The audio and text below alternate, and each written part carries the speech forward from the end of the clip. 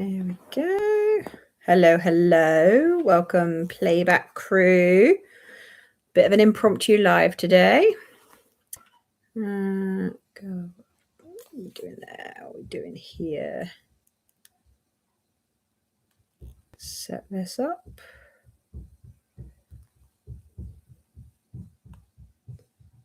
There we go. Right. Oh, that's broken. Excellent. Something else broken. Right. Very impromptu. Not the usual location. Not the usual stuff. And not prepared. Perfect, this, isn't it? Right. I was in the middle of something. Where is it? There we go. In the middle of this. Where did I get to? Got to the eyes. Hello.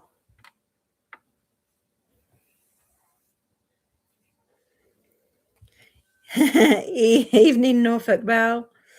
She is putting the kids to bed. We went out quickly to have dinner because no one could be bothered to cook, and got in about 10 minutes ago, and she's frantically putting the kids to bed so I could come live because I was a bit later than I wanted to be. So sorry, no preparation, no thumbnail, not in my usual location. So here we go. Yeah, got some market prep to do. This is a substitute for a Thursday video. I'm really sorry. There is no video this week. It's been absolutely crazy. And we had our first event of the season last weekend, and I'm still recovering. However, we have our next event on Saturday. So I am frantically making things that have run out. Hello, Zombie Crafts. Hello, Deborah. It's okay, put in. I did do 3 last week, and it was 3 for a reason. I needed to get all of the tutorials out before I sold any kits. Without those tutorials, the kits the advertising wouldn't have been appropriate. So they all went out a couple of days before the kits went up for sale in person. Last weekend, well, there will be a video about last weekend, but the smile was good. No, we did well. I'm happy with what we did. And I love that event. That event is always so much fun. But yeah, there will be a full video, hopefully next Thursday, on the whole prep, the event, the setting up, the 3 days of the event, coming home. I've still got to film the outro. And I'm still not 100% sure what we actually sold because I haven't gone through it yet. The other half has taken an inventory of what we've got left and said, yeah, we got none of these. Can you fix it? So here I am fixing it. By the way, pigeons are a thing, like a real thing. People love pigeons. I really like these guys. I hate the actual bird. Personally, they poop on my car, and I'm not a fan. But people love pigeons. Yeah, I was making more at the event, and I still couldn't keep up with the demand. So, yeah. How is everybody? What projects is everybody doing at the moment? Also, can you hear me okay? Because I'm not in my usual room because the kids are causing havoc. So I'm downstairs today. I've lost a thingy. Don't mind the stuffed ones. I have a whole selection of stuffed birds. I really like my budgies. They're really, really cute and they sell really well. I kind of want to make a pink one, even though they don't technically have pink budgies. They have pink parakeets, but I don't have a parakeet pattern. Making bags upon bags. Sound is fine. Fab. Thank you. You've been making little market bags. Seem to be the thing. Fabulous. I wanted to make a mesh bag in like rainbow colors before the weekend, but there's no way that I'm going to get around to that because it takes probably like 3-4 hours, and I could make a whole bunch of stock in that time that would earn a lot more money, unfortunately. So I'm saving that for after the event to have fun with, is the plan. Why is this one not going in properly? There we go. Click. Sound is good. You're going to make some of my frogs. Ah, no hand cramping. Just hang out. Watch the pigeons take life. Put the eyes a bit lower. Might be a bit too low. Oh dear. Should have concentrated better. Well, he could be a bit different. Hello, Maria Martins. He is cute. These guys, literally, we sold out of them. I had to make more, and they didn't even hit the table before they sold. It was ridiculous. I had no idea how popular pigeons could be. Not a Scooby. Running out of stuffing in this bag.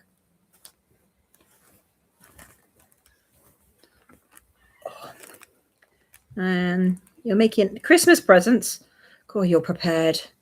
The in-laws have family decorating day. They're going to take a load of bags, hot pads, wristlets, so they can pick what they want. I love that idea. I don't think my family fully appreciates crochet things, so I'm not sure that would work for my family. Although I did make scarves for my mum and my sister last year, and that went down well. They were super cute, and they were very appreciative. So yeah, maybe I am not even into summer, let alone Christmas yet.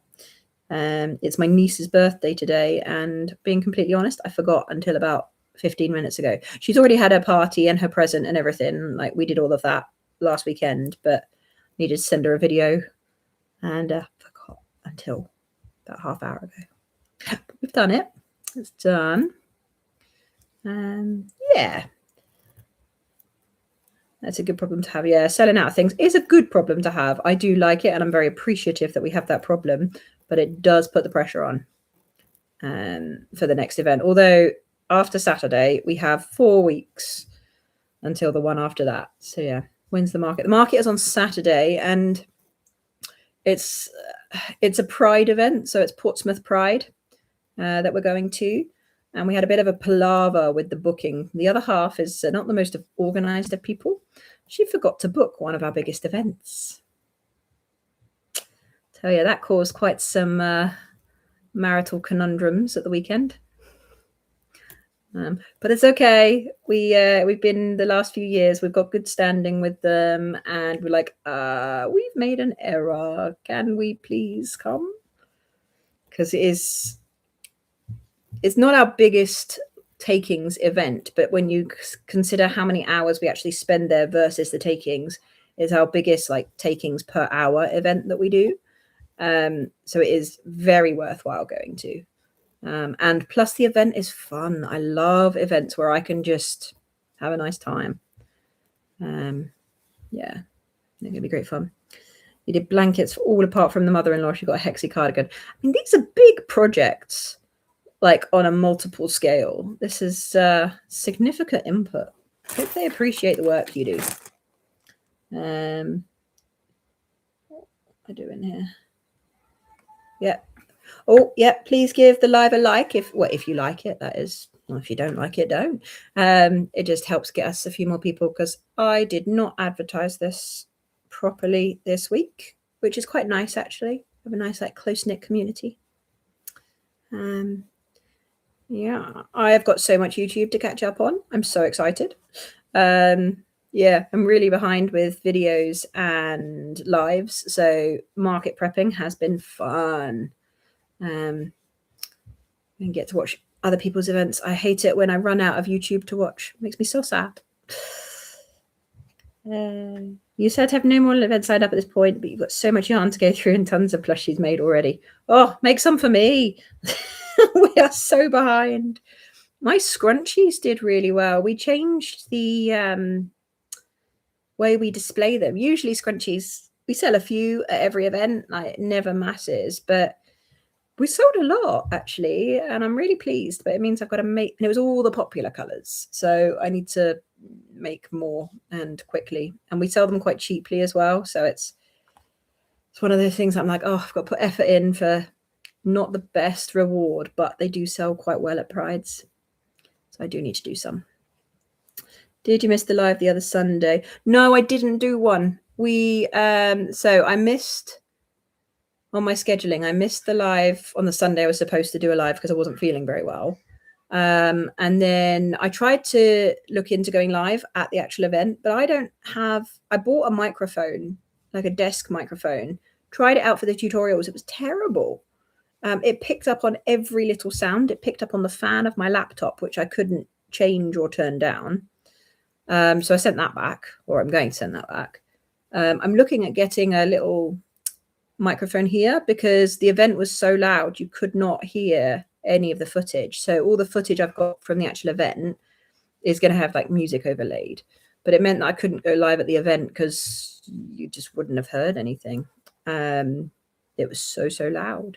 But yeah, for London Pride, I'm going to try and get a little wearable microphone so that we can go live and do some stuff at the event as well, which will be good fun. So no, I've missed one live stream, didn't go live at the event, and last Thursday there wasn't an upload, but I did do 3 tutorials, which was a lot of work, but I appreciate it was not a vlog. And hopefully as of next week, I will keep up with my schedule again. I am planning on going live on Sunday. Again, we will have just done Portsmouth Pride. Hopefully won't be too tired. And if the weather's not too bad, we have a nice family day out planned on Sunday, which should be good fun. But yeah, I was able to do... No, the UK is... Like, I understand why we have the standards we have for the toys, but it is frustrating sometimes, I'm not going to lie. Yeah. I had some custom orders that people placed at the weekend, and I had to be very specific about that. I could change the colors, but I couldn't change the design of my patterns because it wouldn't be allowed. Or if there is something I am doing, it's clearly a decorative piece. It's not a toy. So I've got 2 more custom orders to make, which I need to design, but they are for decorative purposes, not for kids. So I'm looking forward to that, though. I'm thinking of making a video about that because one of them I do want to turn into a toy and design a pattern for. Very, very excited about that. It was a Pigeon Mad guy, and he was lovely. He was like really, really sweet chap. Very avid bird watcher. And where are we? Have about 130 scrunchies made already. Oh, I've got a lot of scrunchies, but the popular colors are the ones that have sold out. Like, I've got none of the Blue Brilliance ones that I've been trying to make, and the purple ones have gone. The green ones really popular. Like, I've got lots of the less popular colors, but not much of the popular ones. So yeah. Oh, you guys are so lovely. Thank you. You got a bag full of them made. Will I video? Yep, I'm videoing this Saturday, although it will be child dependent. So we don't have much help with the kids. We are very much a isolated little quartet with a dog. So yeah, I will be setting up with the kids. We are doing the market with the kids, and we are taking down with the kids. So it's going to be interesting. We lost someone very close to us 2 weeks ago, and she was amazing with the kids, and she was our biggest help. And she got ill, and we had a period of time last year where she couldn't help us and she hated it. And then we lost her a couple of weeks ago. So yeah, she was our biggest help. So we're very isolated now with regards to babysitting and things, but we're very lucky with what we have, and we're just going to make it work. One down. I put the eyes a bit low, but I still think he's pretty cute. What do you think? Are you boopable? He's boopable. One down. Next. What should we do next? What's in the bag? What have we got? I've got budgie. Let's make a budgie. I made a load of parts the other day. I just wasn't in the mood to finish anything. So I've got loads of whips that I can do. for a few hours, and this is all I plan on doing all evening. I'm partly down here to avoid the kids going to bed because they make a lot of noise, and then I keep them up, which doesn't help. But I'm also down here to body double the other half when she comes down, because she's got tons of work to do too. He's adorable like that. I like him like that. Sorry for this. I know. We knew it was coming. And she was my biggest cheerleader. When I started the YouTube channel, everybody else was like, what are you doing? Why are you doing that? What's the point? She was like, yes, do that. Do this. You could do this and this and this. It could escalate to this. And I'm like, okay, let's slow down. But she was my biggest cheerleader when it came to my crazy ideas. And I am going to do a video not quite dedicated to her, but sort of along those lines. I want to do some breast cancer awareness. So yeah, I've got some ideas in the pipeline, but we'll see what I come up with. I want to get the funeral out of the way first, and then we'll see what we can brave. But I know she would have supported that. So we got 1, 2, 3, 4, 5, 6, 7. In case you aren't aware, this budgie is actually my chick pattern. I've just edited it slightly, and I am going to do a tutorial, like a mini update on just the color changes and where I change colors, because it's basically exactly the same, just makes it a bit different. Can't count whilst talking. 3, 5, 6, 7, 8, 9, 10, 11. I have my hands full. Watch whatever I manage to film. Yeah, I wish I didn't have such strong opinions about putting the kids on social media, but there are reasons behind it and things that have backfired in the past. So yeah, I might just have to blur some faces every now and then, because they're going to get in the way. They will always be in the way at events, but it is good fun. It's good fun. One of my most favorite days I ever did at an event, my daughter was there the entire time. And she had the best time. She's a bit older now, so harder work, but you would think they'd get easier, right?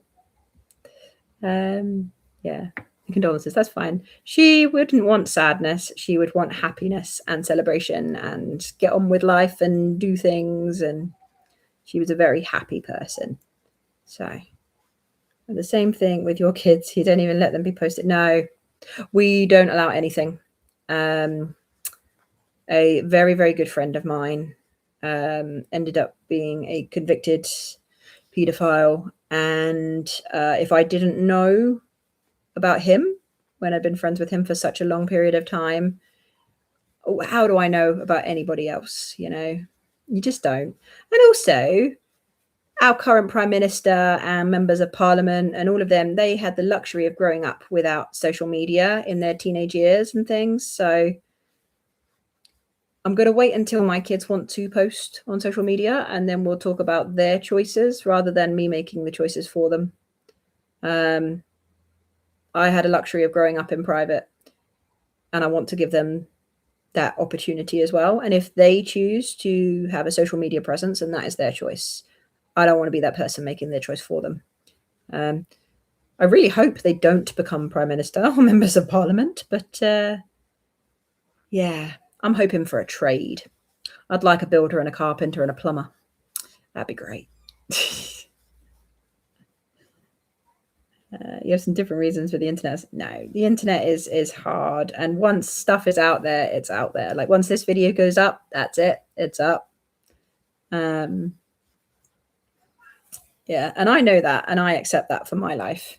But yeah. Yeah, and that's just our choices. Everybody has different choices. I have friends who, if they didn't post pictures of their kids and videos of their kids, I'd never see them grow up. You know, it's quite nice to watch, but I have what I consider very innocent intentions. I just like seeing them grow up. But yeah, the dog's on social media. She will not be at the event. She would hate it. Don't know about you, but does anyone else have like an antisocial dog who hates crowds and hates you know, all of the hustle and bustle, much prefers peace and quiet. Because that is my dog. She's sitting next to me, basking in the last bit of sunlight that's coming through the windows. Right, here we go. I absolutely adore these budgies. Here's a question, a debate we were having yesterday, and both me and my other half think we should do it.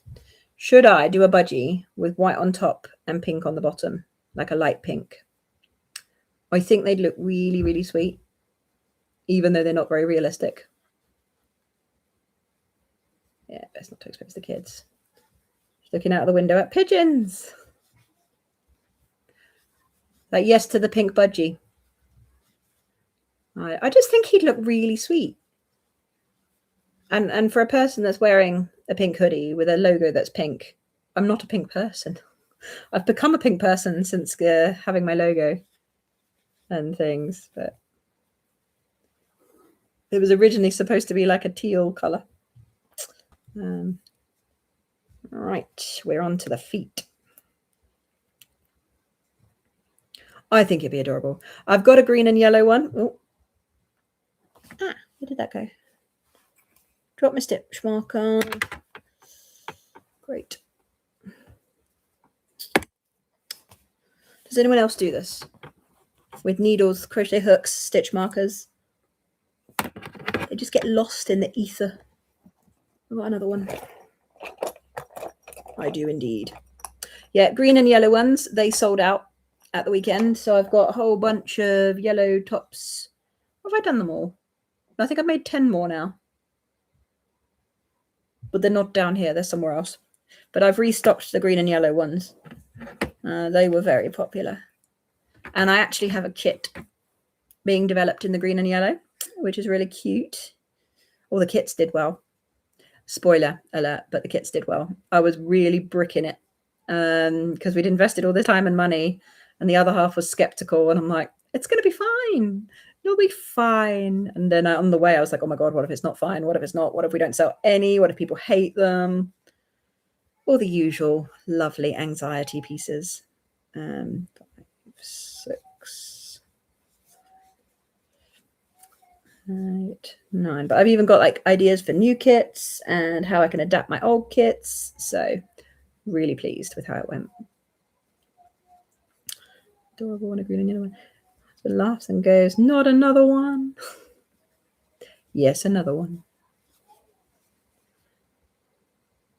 I feel like I've done something wrong with this guy. That foot is going to be far too far over. Done my counting right? Let's move it.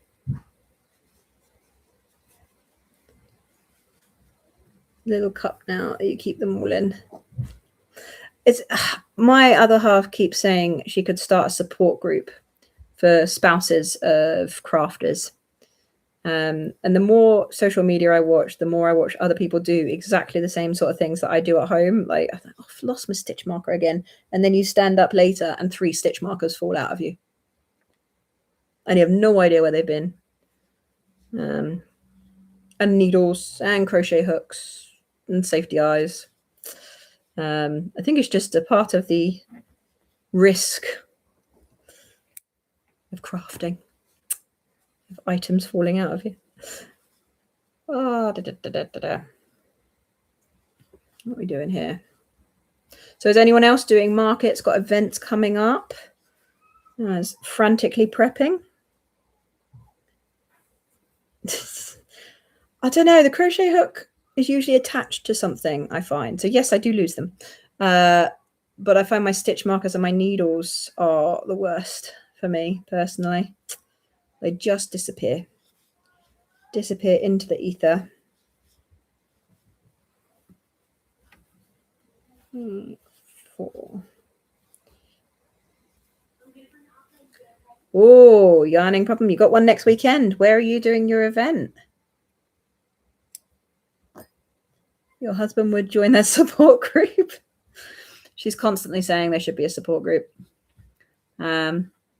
Not just for, lost items falling out of you, but for, yarn rooms, yarn baths everywhere, fluff. If you're a chenille worker, the amount of fluff I've got around my house at the moment is crazy. You live in Oklahoma, so it's in Tulsa. Like it. And what kind of event is it? We've moved. When we first started, we did all like the little craft markets and things. That was back when we only had the jewelry. And then when we added the crochet, we started branching out into slightly bigger events. And now we seem to only do the bigger events, which is great. It just means I'm forever prepping. Yours would likely too. He doesn't say. He says you've got enough yarn. What is enough yarn? That is my question. Buying yarn, are you using it? Yes, completely convinced by that. Buying yarn and your actual hobby are two separate hobbies. Full stop. Where's my orange gone? Oh, another back of a safety eye down. So lots of vendors like big farmers. I like the farmers markets though, because they're all sort of quiet and cute and people know each other. And you have enough time to get round the other vendors and have a look at their booths and things. The event we did at the weekend, it was so busy that I went out, ventured out, because there was a couple of crocheters I wanted to find and chat to. Found them, chatted to them, didn't like the crowds, ran back behind the booth. So many people. We did the convention shuffle, you know, where you kind of shuffle along behind everybody else and you don't really get anywhere. It was crazy. Absolutely crazy. Although I managed to find the shop that did my pastries last year. They were very nice pastries. Hello. Hi, Sharon. You've just had 2 cones of Lily Sugar and Cream delivered. Oh, what colours? What colours? 6 skeins and 3 more to be delivered tomorrow and Monday. The other half should encourage your yarn buying. It should be a thing. Just get on the bandwagon and roll. My other half, we have a deal that if it goes over 3 figures on the purchase, we have to talk about it. But most of the time, it's going over 3 figures because it's things we need for the stall, which is her domain. So she kind of can't say no. If I'm experimenting with new yarn, which I'm on a yarn experimentation ban at the moment because I do not have time to experiment. But come the quiet season, there will be some experimenting. I have so many ideas for non-market prep stuff that I want to do. I've got so much acrylic yarn that I want to use and go through. And I've got some sparkly stuff I want to do. And yeah, so many things. He supports it now, but the space is the issue. Yeah, we need a bigger house. We downsized into this house for, I would say financial reasons, but the idea is that we bought this rundown house and are doing it up, and then we'll move again eventually when we figure out where I'm going to be working, because we have no idea where we're going to end up at this point.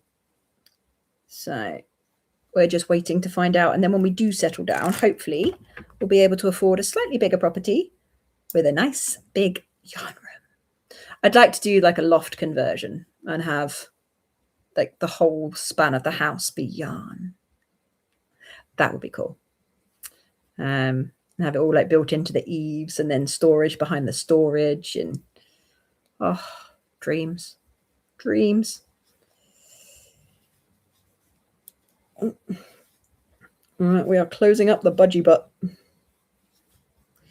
Here with your craft room, you have a room for all your hobbies. You know, this is the first craft room I've ever had, and I love it. But when I go up there and spend time up there, I'm moaned at that I'm not spending time down here.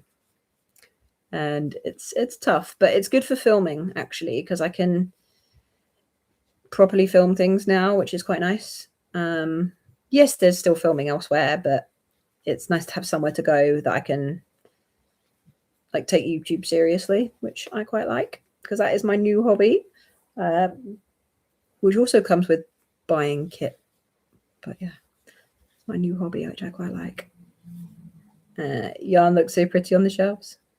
Yeah, the problem is though, I use my yarn that's on the shelves and it then gets all scraggy and doesn't look as pretty. At the moment, it's all haphazard and use and turn the light on. So there's sort of ends trailing off of the shelving, and I'll put things back, but then I'll constantly take about 4 or 5 skeins out to bring downstairs to work on. And the amount of yarn, it's like scrap yarn I've got now, from where I've made the crochet kits, all of the bits that have got a scraggy bit or a manufacturer's knot or just the end of a skein that isn't being used, I don't waste it. I use it and I just cut out the bits that are a bit rubbish, and then tie on new strands where I need to. So I'm constantly using my ends and stuff at the moment and all the scrap pieces, which is kind of nice to go through, but ends up in like big piles of mush everywhere. Oh, I found the stitch marker. So yeah, using up a lot of my scrap yarn, and there's so much of it. I have decided after this event, I'm making a video about using up my scrap yarn, and then I will actually use it all, which is great. Mistletoe and orchid. I have not had that today. Blackcurrant due Monday. I bought some blackcurrant recently. Sea breeze I've got. Overcast I've had. Signet cotton smoky purple. Not had that. Yarnsmith's pastel rainbow and spirits. I'm gonna have to look that up. Yarnsmith's cotton. The Yarnsmith's, is that the one that's like £1 something a ball? It's 50 grams double knit cotton. Because I got one of them. It was very thin for me. I would have to double strand that, and I haven't bought any more. What I do want to buy though is the new Yarnsmith's chenille double knit. It's supposed to be a lot thinner than what I currently use, but I have a project kit in mind for it. I don't know if it would work, but I'd like to get a skein and try it and see what happens. So yeah, it's one I want to try. Was testing my amigurumi for markets an easy process? Easy, yes, once I got my head around it. Lengthy, yes. Especially in the initial stages when you're testing like all of the new things you're doing. Now we are adding like a few every year. So we test a batch of stuff every year. And I feel fairly confident when I make things now that I know my yarn. I know what is and isn't going to work. I know what's going to come off and what isn't. And if it does come off, I know how to make it so that it doesn't leave a hole. I also know how big I need to make things. And if you don't stuff parts as well, they don't technically count as a choking hazard. It's all a bit... There's a lot of caveats, a lot of loopholes and things you can work around. But it's getting to know the process. And I've been testing these things for 3 years now. The first year was hard, getting your head around it and all of that. And I've got all of the kit that I need to test it, and it's super simple now. The only thing I struggle with is my small part cylinder keeps getting destroyed because it's made out of paper. And every time I pack it away, I have to make a new one. But yeah, it's certainly worth doing. It is worth doing. I have been not investigated, like trading standards have come to my booth, and then not had a problem. But they do come to events, and they are known to be coming to smaller and smaller events now that crochet is becoming a bigger thing in the UK. So it is happening. Yeah. Budgie? He's got a tiny little head, but I tried making the head bit a bit bigger when I was testing him, and I didn't like it. The consensus was have the short stubby one. So short stubby Budgie. Boop. Oh, number 2 for the live. For those that missed him, he's got a friend. Yeah. Right, what's next? What we got? Mushy Pops. I have some white here somewhere, I think. Or not. Or maybe not. don't know where my white went. But you see what I mean by yarn scraps? It's just everywhere. I thought I had, there we go. White. All right, it's under the scraps. So many scraps. But I don't like wasting yarn. So I don't let anything go to waste if I can help it. Right. Anyone made mushy pops before? They're so simple, super easy, really quick, and they sell really well. Certainly worth doing. Where am I? Oh, I've missed some. A Skinini, got the cotton double knit, 100 grams. Yeah, I need to have a look. I think that cotton is too thin for me. I quite like working with the Hobby or Hobie, however you pronounce it, the rainbow cotton. I use the 8/8. And I really like that for clothing and things. I can get on board with that just about. Just about anything thinner and I'll be mad. With the rules in the UK for selling knitted toys, do you label your items with all the details? So, controversially, I do not sew labels into my plushies. I attach them differently. So if I were to sew a label into this, it would take up most of the back. And there is a clause that says if the label is going to take something away from the item, you can attach the label in a different manner. So we have a label gun thing that we attach the labels through with a piece of plastic. So the label can be removed. But when they're sold, the label is attached to the plushie via a label gun thing with a piece of plastic. And on the tags, we get our tags from Vistaprint.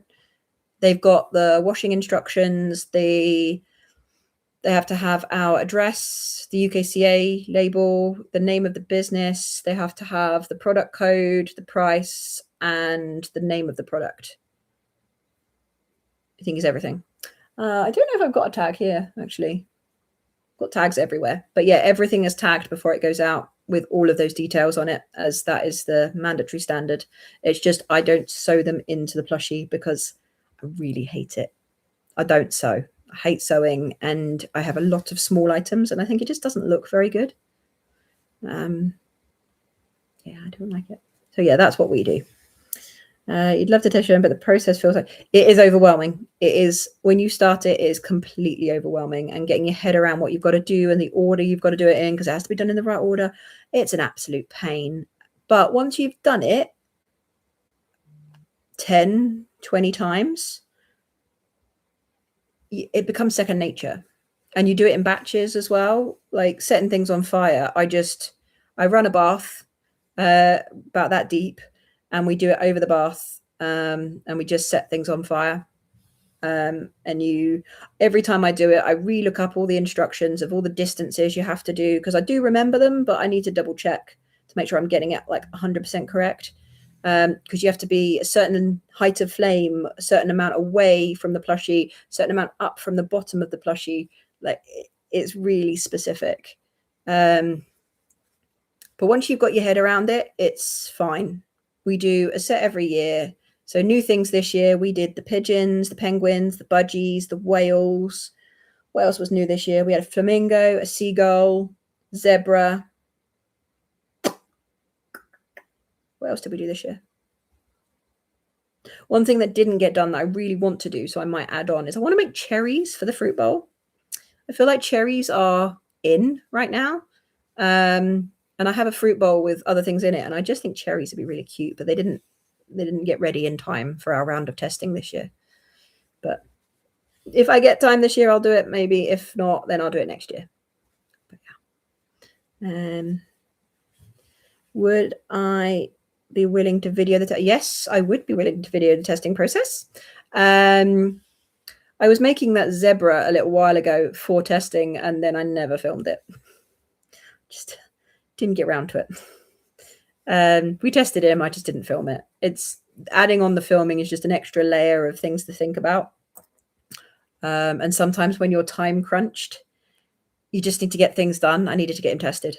But yeah, I would like to test it. The only problem I have is the group that I'm a part of with regards to the testing. They're really strict about filming a tutorial on it, because the argument is everybody has their way of interpreting the conformance pack. So I might just do like a fun video of this is what we do, rather than this is how to do X, Y, Z, if that makes sense, because they really don't like people doing tutorials on it. And I can see why. I can see why. I do think it would be interesting, though. I would have loved to have had a tutorial when I was starting out. Yeah, it would have made me feel a lot better, I think, if I'd have had a tutorial. But that's so cute. Need a good yarn winder. I have a yarn winder. Where it is, nobody knows, but I have one. And to be honest, I use the yarn so quickly. I just, yeah, I don't even know how long the ends are when I use them sometimes. Just start pulling and then hope it doesn't end before the plushie ends.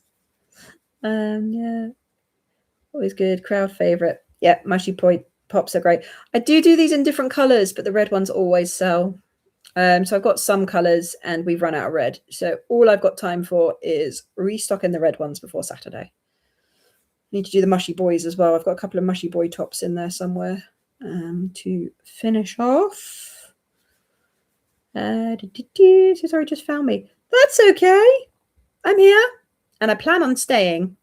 I've really enjoyed my YouTube journey so far, and I have lots of ideas and plans for the future. So yeah, thoroughly enjoying having people to talk to that like the same stuff as me, and the conversations that come from just random comments on some of my videos is great. I have several people that I chat to now, which is lovely. Never really had crochet friends before. So it's good fun. Hello from California. Hi. I am desperate to visit California. We were supposed to have our honeymoon in California in 2020. Clearly never happened, but one day we'll get there. Thank you for explaining the label. It's a lot to consider when all you want to do is just crochet, and it's hard. But having done it and gotten to this point, I'm so glad I started. It's what I said to myself when I started the YouTube channel, because I thought about it for a good year before I started it. And then I set up the channel and I never posted anything. And then I posted a couple of shorts and like 1 or 2 videos and nothing really happened. And I thought, oh, okay, I won't carry on. And then in the new year, started filming, but didn't post anything till March. And I said to myself in January, I will thank myself in January 2027 for starting in January 2026. So with regards to testing, you will thank yourself next summer for starting today. You don't see that now, but in a year's time, you will thank yourself for starting. It is so worth it. It really is. It's nice also to have that peace of mind that you've done things legally within our country and you're not going to get into trouble, because you know that your toys are tested. You know that they stand up to testing. People come to me with my jellyfish and say, do the tentacles come off? Are they safe for babies? And I say they're safe for babies. And yes, the tentacles do come off if you apply 10 kilos to it. Because when I was testing them, the tentacle fell off. You're supposed to use like 9.2 kilos or something. I can't be dealing with decimals, so I've rounded up. So I hang 10 kilos off of my toys. And when I hung 10 kilos suddenly off of the jellyfish, the tentacle comes off. But the tentacle is fully made of yarn. It does not fit into the small part cylinder. It is very, very safe, and it is not a choking hazard. And it doesn't leave a hole within the plushie. However, if you pick up my jellyfish by one tentacle and swing it round, nothing comes off. I've given these toys to my kids, and they have put them through their paces as well. So yes, if you hang 10 kilos from the tentacle, it will come off. If you chuck it around, it doesn't. So it's safe for babies. And it is worth doing. I should make pickles and 2 peas in a pod. I have 2 peas in a pod tested. Pickles I do not have tested, because the other half, who's now back down from putting the kids to bed, you all right? Still want snacks, yeah. She's going to get the snacks, because we never have time for dessert at the restaurant for us, so we get snacks after. I said that pickles, okay, let me get your opinion on this, because I'm kind of with her in the sense that pickles are a very American thing rather than a UK thing. Would the UK population like pickles as a plushie? And I would so sell them in like a jar, like have a jar of pickles on the table. I think that'd be really cute. And then would you do bigger pickles or little pickles? That's the question. But yeah, peas in a pod. I've got, you're right. Oh, that's heavy. I can't help you with that. 2 peas in a pod. I've got a small pattern tested. So it's 2 tiny peas in a little pod. And I've got a massive peas in a pod pattern tested as well. I haven't actually made any this year. No, never made any. They always sell. They sell really well. But yeah, I didn't make any. I should make some. I might make some for London Pride. I like having them for Prides, 2 peas in a pod, the love. Yeah, so what do you think of pickles? There's a question. More for knowing what to do, not a detailed tutorial. Yeah, exactly. That is the plan on what I want to do for the video I have in my head. And I want to pick, the reason I picked the zebra was because he was a bigger plushie. And you don't need to burn the smaller plushies. Anything under 15 centimeters doesn't need to be burnt. So I wanted to do one that needed to be burnt. But I have a mammoth pattern that I'd like to try. So I might do him.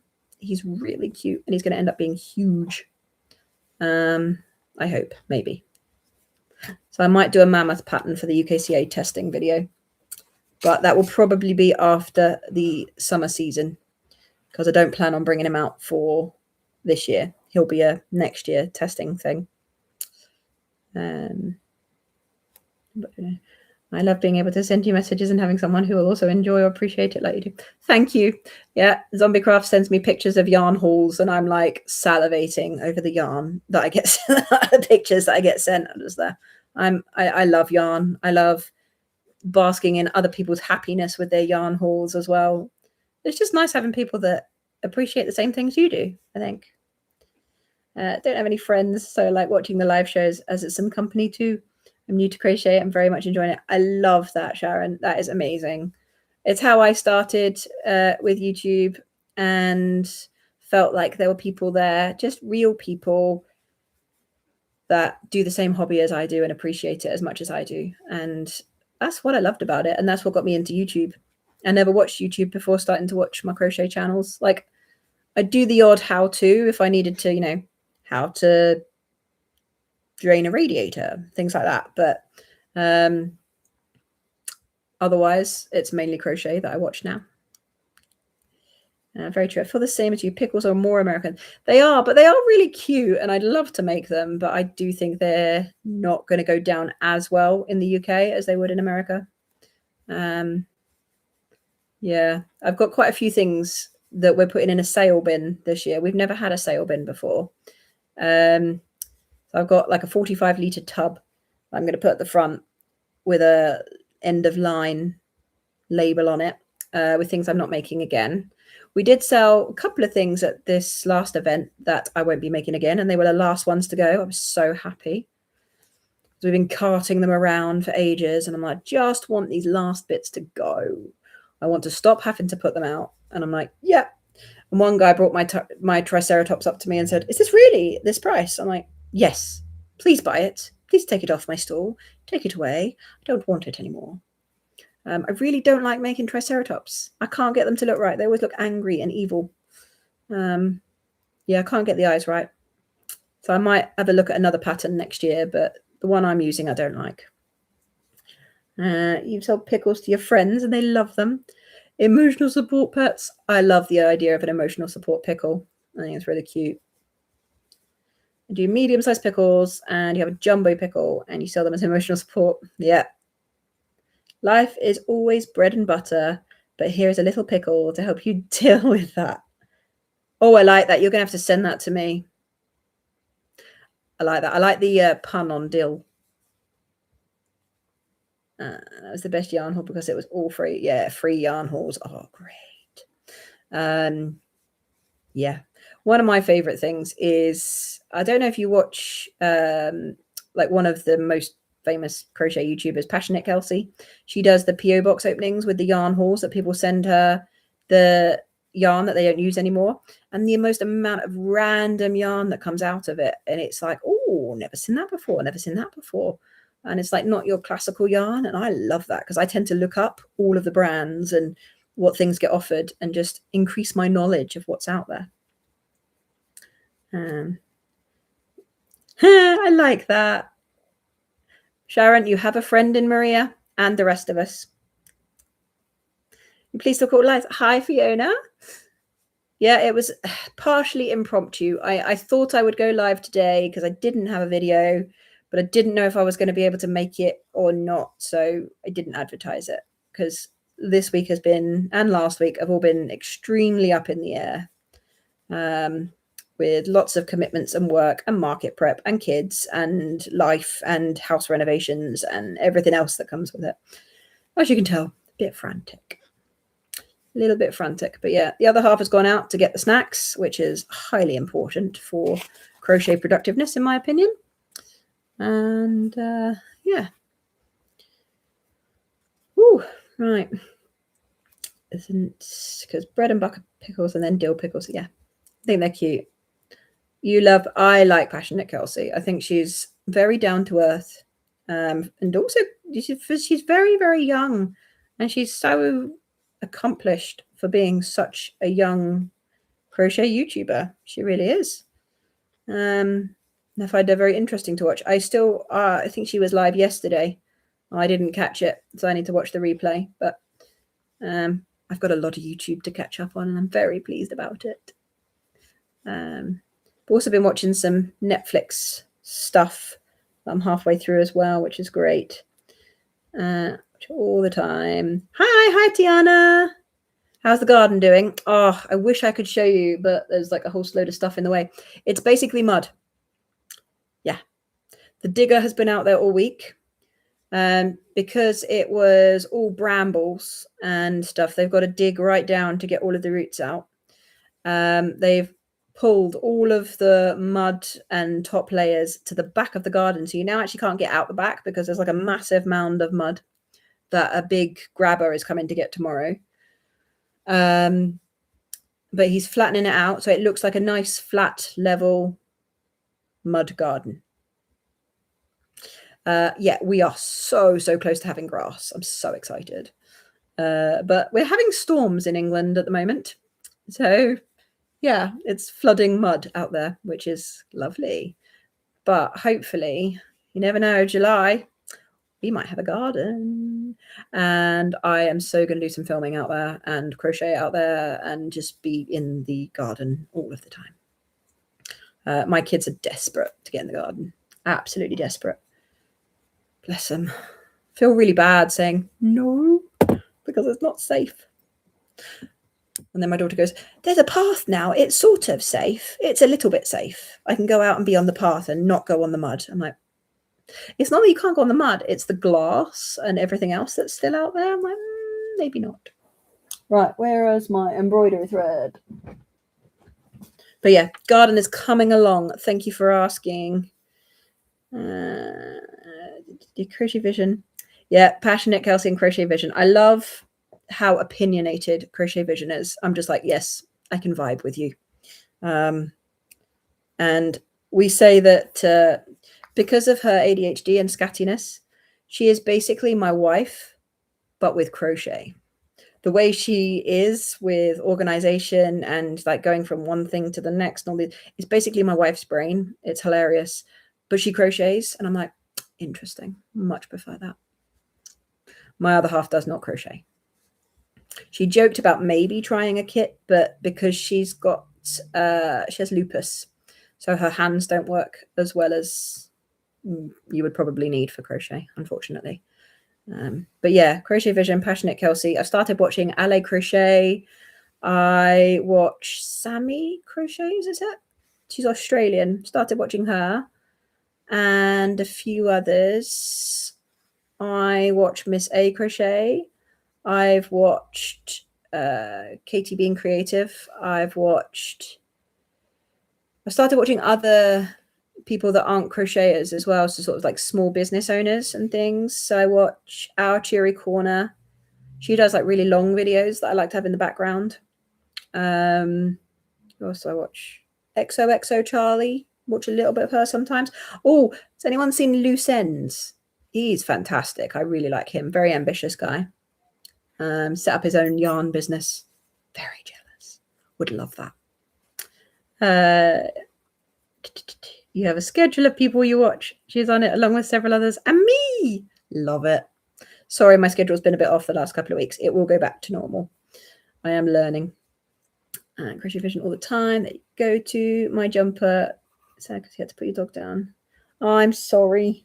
I know how that feels. I've put 3 down so far, unfortunately, in my lifetime. You could just make their life as good as it is while they're here and then go for them. But at least they're not in pain anymore, is what I would say. I'm sorry about your dog. Any British crochet YouTubes? Yes. Hang on. Who is it? JJ Crochets. She's northern. I don't remember exactly where she's from. But she doesn't post much at the moment. I think she's posted 1 video this year, I think. So it's not a regular thing, unfortunately. Who else British? Anyone else got any British YouTubers they can recommend? Coastal Crochet. I'll give that one a go.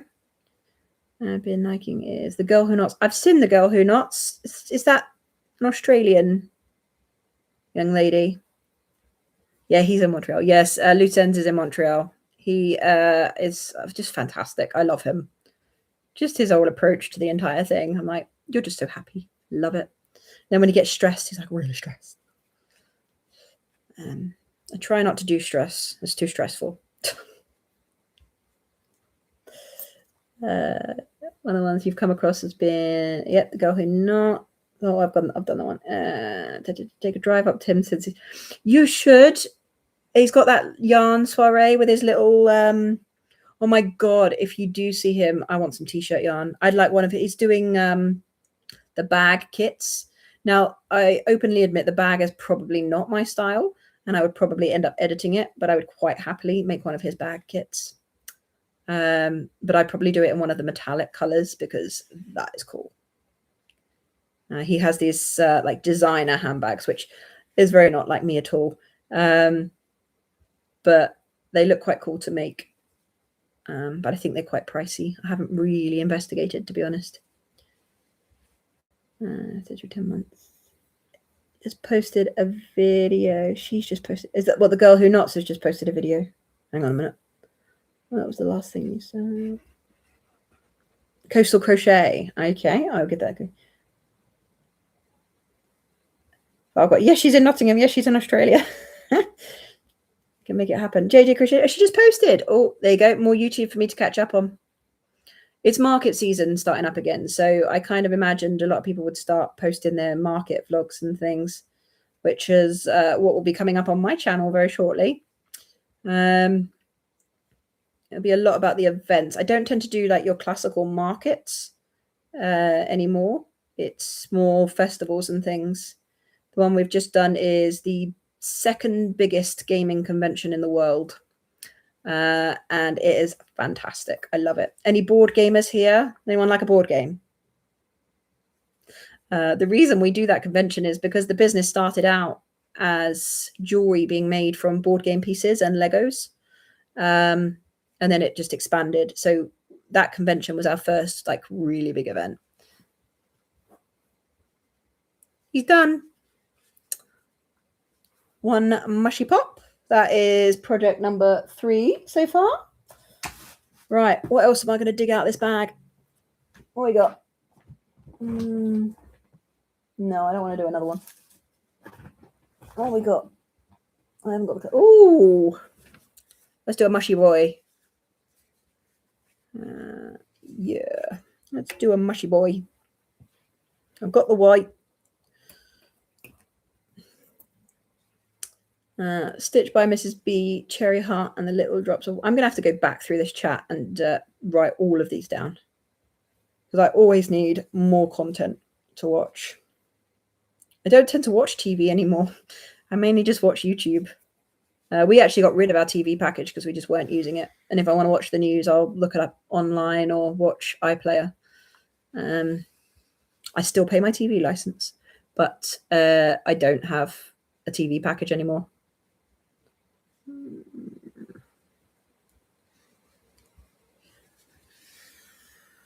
Stitched by Mrs. D. She had a 2-day market, so that's her video. I do like a market vlog. I do think they're interesting. We've debated with the video I'm going to be posting next week about money. Like, do you post about the money side of it? Because I find that fascinating. But then I think there's like a fine line between bragging, commiserating with the money side of things. So I don't know. I'm not sure how I'm going to do it yet, but I do plan on sharing some of the realistic things about it. What's the idea? Just a casual 6.5 hour drive. It's worth it, in my opinion. 6.5 hour road trip just to see some yarn. I love it. Your list is quite long. I love a long list. Vintage crochet, yarn geek. You watch mainly YouTube as well. Yeah, YouTube is great. I don't pay premium. I just watch the adverts, but the way I see it is I tend to try and watch through the adverts for people so they get a little bit of money in exchange for me watching their content, if that makes sense. So I try and do it that way. But I really enjoy it. And I very rarely purchase anything from YouTube, but I have purchased some of Passionate Kelsey's merch. And I really would like her new tote bag, the pink one, when it comes out. That's one I really want to get. I got the other Yarnology tote bag. I thought that was really cool. I'm always in the mood for a tote bag. Don't know about you guys, but I've got so many projects on the go. You need hundreds of tote bags. My go-to non-yarn creator is Bailey J. Yes, love to see her grow as an artist and business. I do like watching people grow and get bigger, and it's really interesting, and it's nice to say I've lost the needle. Oh, where did that go? There we go. It's nice to watch people from scratch. Like, I've gone back on the YouTubers I watch regularly. I've gone back to all of their old content and started from the beginning and watched how far they've come.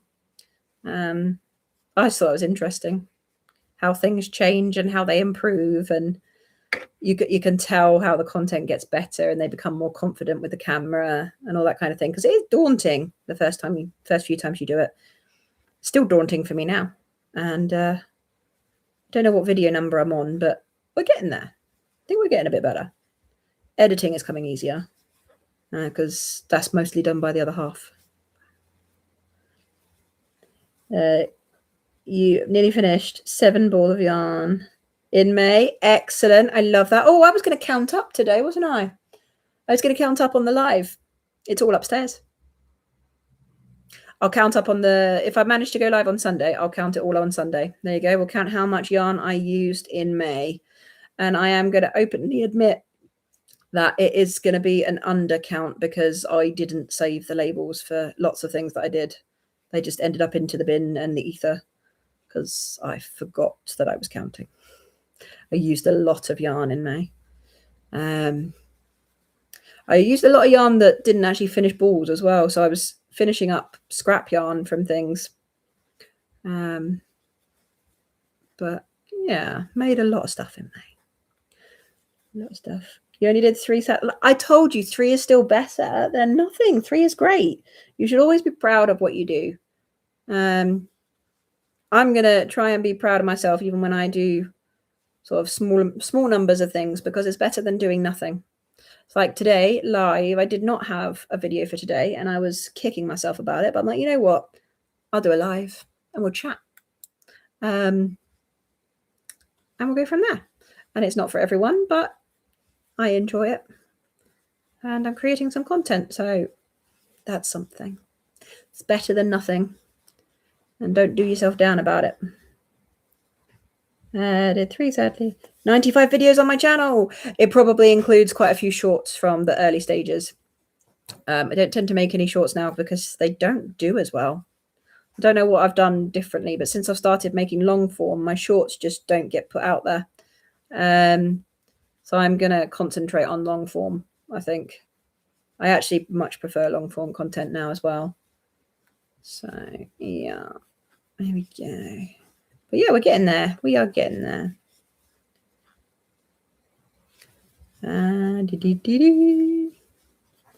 I made more pigeon kits today, so used up more yarn with those. Hence why I've now got a load of scrap next to me in pigeon colours. Oh, we also bought, it arrived. I bought this like a month ago as a display. Little bird cage. And the idea is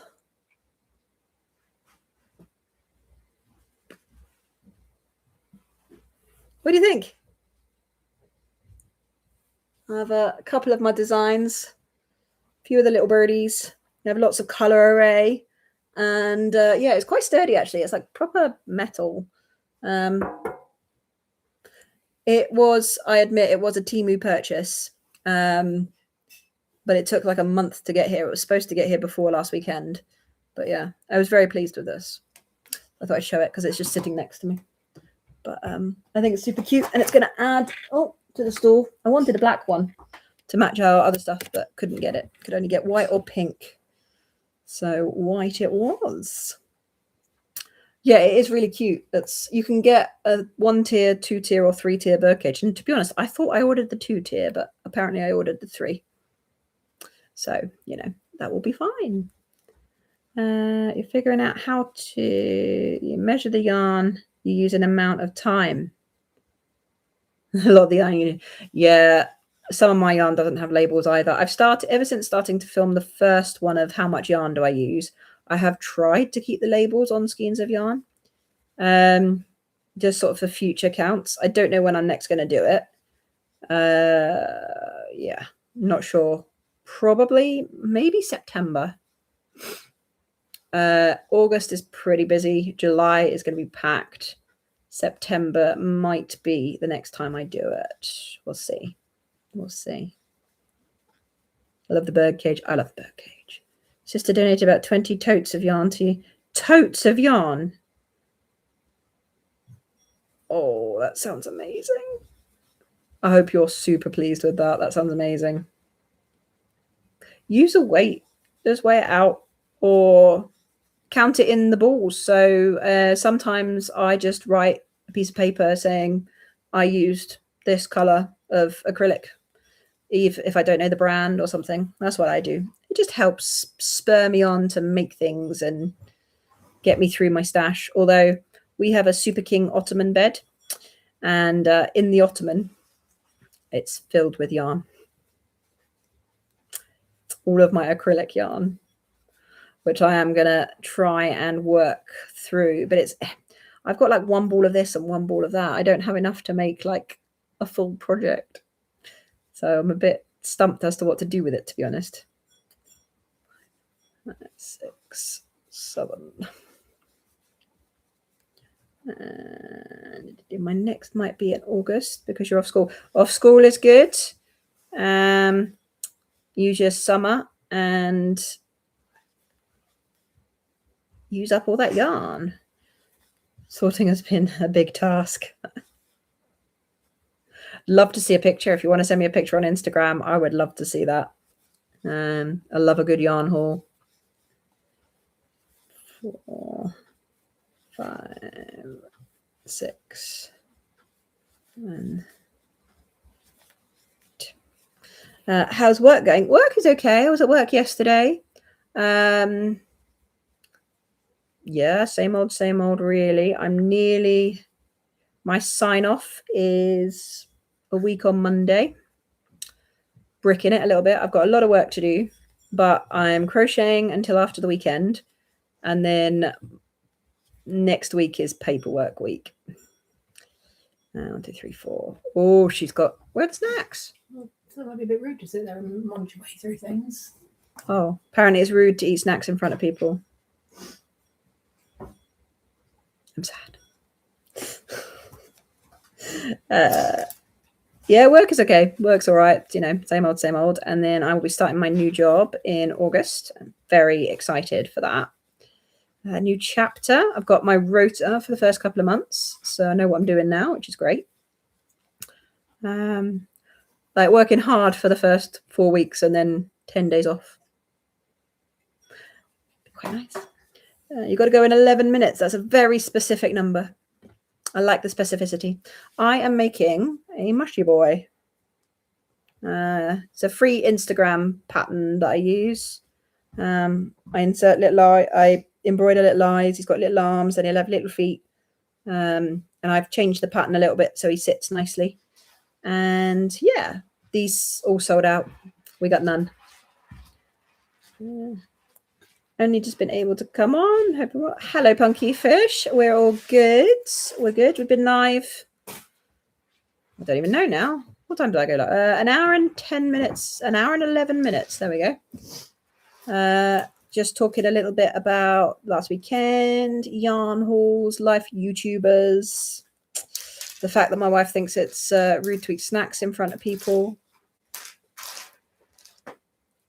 She's sitting next to me now and is going to be gluing the jewellery together. You'll note I'm not eating snacks either. She isn't eating snacks either, to be fair. That's really mean. You got to work tonight? Oh, that sucks. I am on nights, not next week, the week after. Yeah. But it's also the doctor's strike. So, yeah, I don't know what I'm going to do about that. Yet, haven't decided. In all my career, I've only ever joined the strikes once. I joined them most recently because of specific reasons with jobs that I actually felt quite strongly about. But yeah, it's a whole big palaver, but I feel very uncomfortable striking during night shifts. So probably not going to strike this time. But yeah. Political views, not on the channel. Shouldn't say that, Amy. Right. You have your first ever market a week on Saturday. Do I have any advice? Yes, loads. Okay. You need drinks and snacks. All of them. Drinks and snacks. A bin bag. Sellotape, or what do Americans call sellotape? I think it's just sellotape. Right? Sellotape. Yeah, bin bags, snacks, drinks, sellotape. Sun cream if you're going to be sun cream. Sun hats if you're not under a gazebo. What are the other things that you don't think about that you need? If you're able to take card and cash, that's a massive thing. People that don't take cash or don't take card will lose out on customers. It will happen. If you've got a portable battery pack, we have 3 because we're now we run 2 card readers, we run the iPad, we have to run our phones, and then anything we need for the kids as well. So we have 3 battery packs that we take. So battery pack, well worth it. Cable ties. Cable ties are like a must. You never know when you're going to need them. Cable ties. Pricing things, we have individual price labels on the toys, but for the jewelry and other things, we have really clear, visible prices. I find people don't like asking, oh, how much is this? How much is this? So if they can find out and then make their own decision without actually talking or asking you, I think people feel more comfortable with that. What other tips have we got? So many. She's counting. Have levels on your display. So if you have the ability to don't have it like all on one level.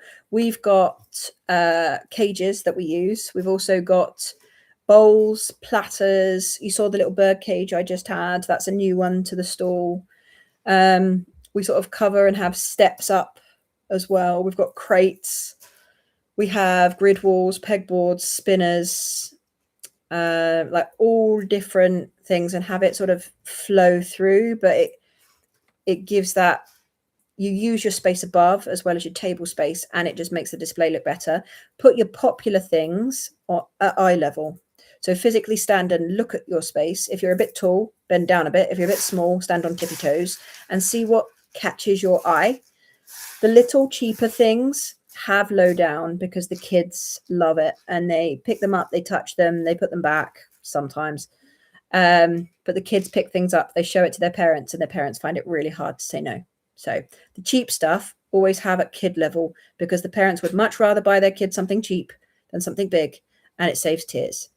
Having the more expensive things at kid level, I find your nicer plushies get touched a lot more, and I don't like that.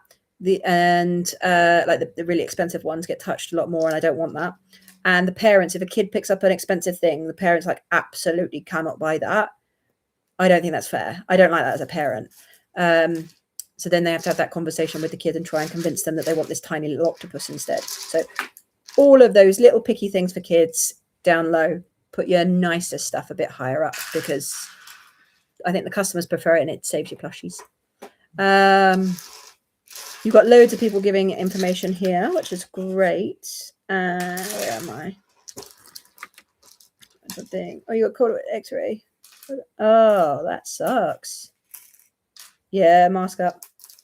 Third wristlet made. Well done, Norfolk Bell. Yeah, someone else said power bank for phones.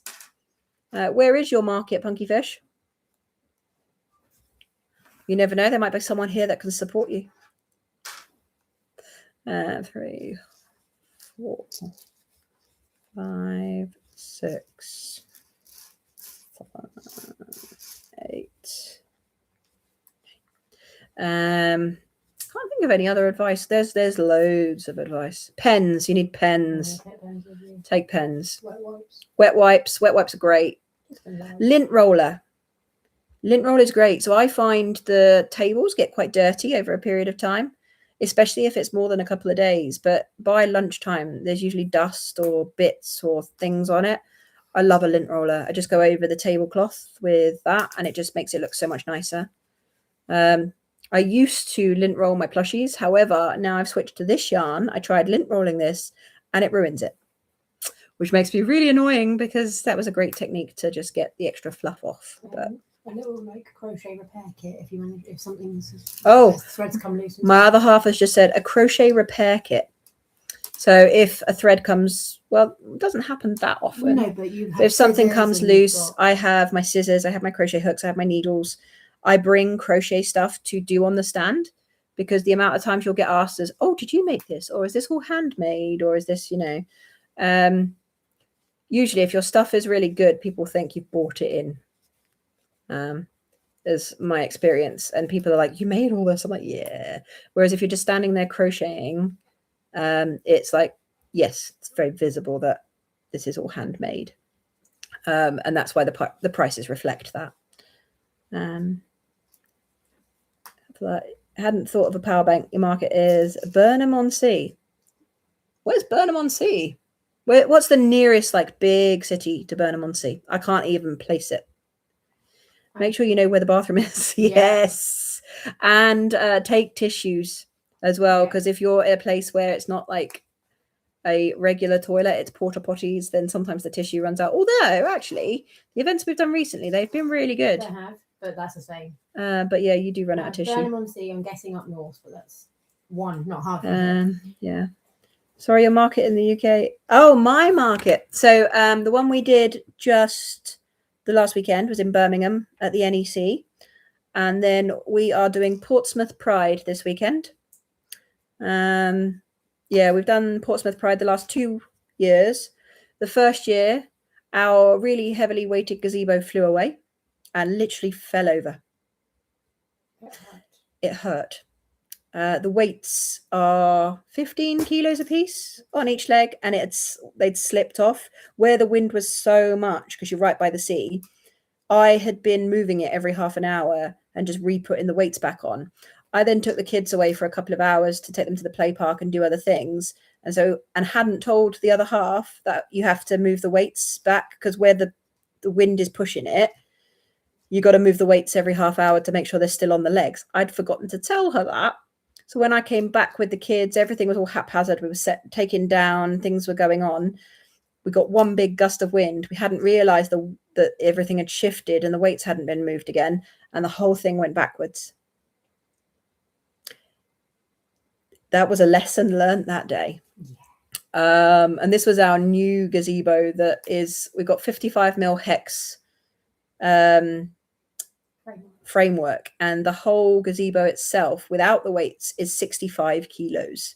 It is a heavy gazebo. And we have an additional 60 kilos on the legs. And on really, really windy days, we also have our old weights as well, which are they 5 kilos a piece?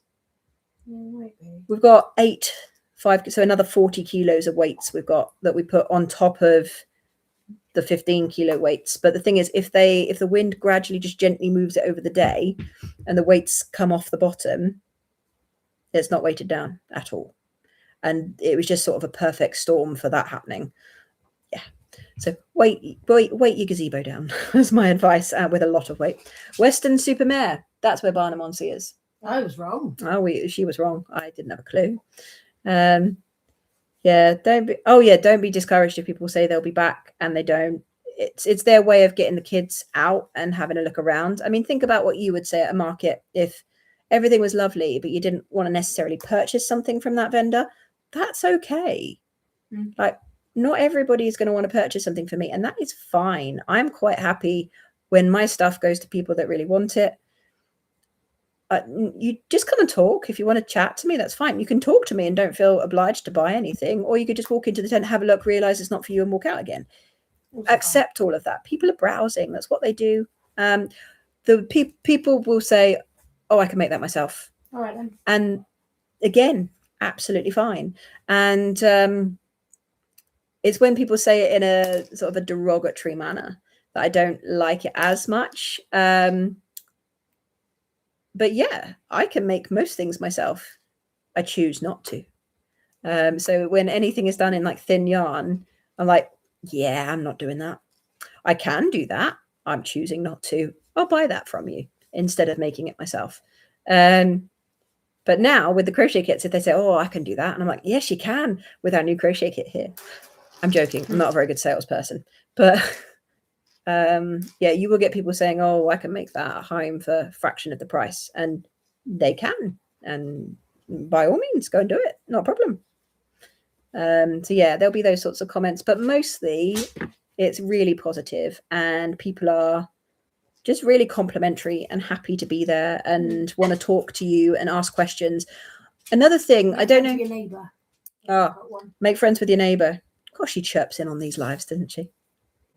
Another thing I would say is, people in the past, when I've asked people questions about their yarn or how they make things or the patterns they use, they get a bit cagey and like they don't want to tell me where they get their ideas from because I'm just going to go and make it myself. Well, I'm not going to purchase it from you. I am going to go and do that regardless. So when people ask me, I'm like, right, I get my yarn. This is the yarn I use. If I've got it there, I'll show them. I'll let them have a feel of it. This is the website I use. If you get this amount, then you get free shipping. Oh, I got this pattern from someone. I have sent people patterns from other people, not ones I purchased, but like if there's a free link on Instagram, or I'll show them where it is on Etsy and things like that. I find people respond so well when you give them tips about your yarn and what you use and how you do it. And I'm just helping other people progress in their crochet journey. I'm not, and then you'll find actually some of them will still buy from you as well.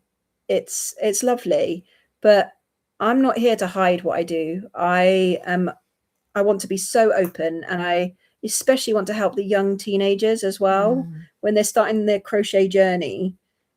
Like mums quite often come up to me and say, where do you buy your yarn? It's so soft and we can't find it anywhere that's affordable. And I'm like, right, this is where you want to look and this is what you want to do. I've been given people's phones before to get the website up and show them the page that I use and things. And I've only ever had positive responses to that. So don't be afraid to share your own tips and tricks would be a tip I would say. I know not everybody is into that, but for me, I've only ever had positivity returned. There's never been negative or, oh, I can do it myself now, I don't need to buy from you, and things like that. It's, yeah, if they're not going to buy from you, they were never going to buy from you in the first place. So don't be afraid to share what you've learned and impart knowledge. Hand sanitizer. We forget the hand sanitizer. We have baby wipes, and I ended up using Dettol wipes at our most recent event because I couldn't leave the stand to go to the toilet. So my hands got a little bit more dirty than I would like to handle white yarn. So I was using Dettol wipes on my hands, and they are paying for it now. So yeah, hand sanitizer. Oh, see you next time, Tiana. She's probably already gone.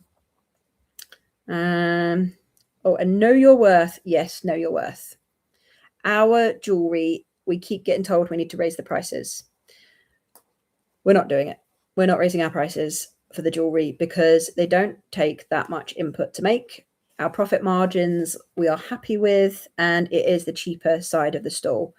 The crochet is the more expensive side of the stall. I know my worth.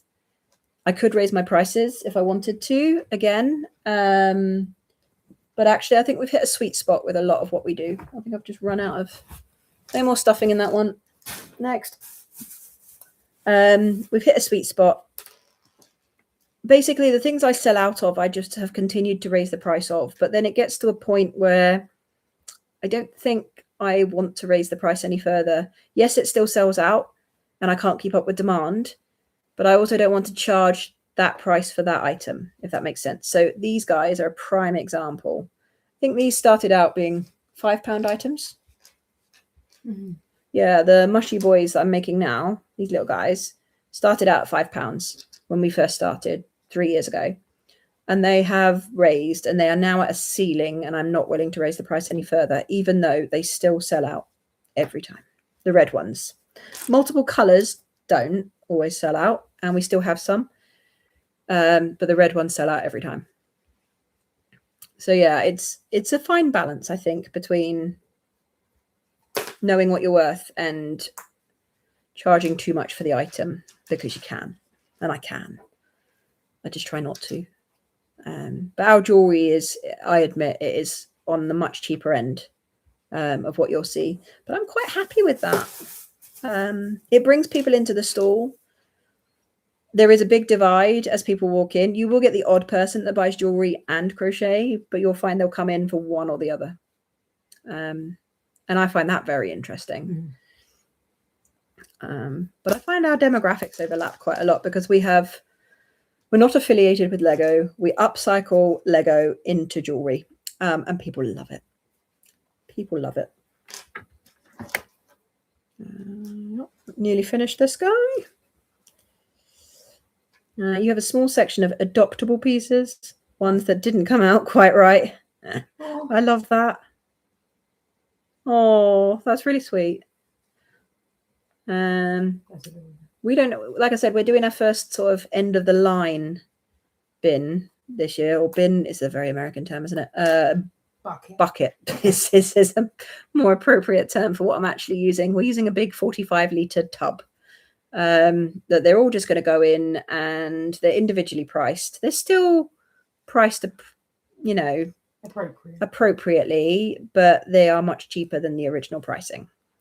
And I'm hoping we sell them. Fingers crossed. We just want it out of the house now. I'm not making them again. It was a risk that did not pay off. I really enjoyed making them though.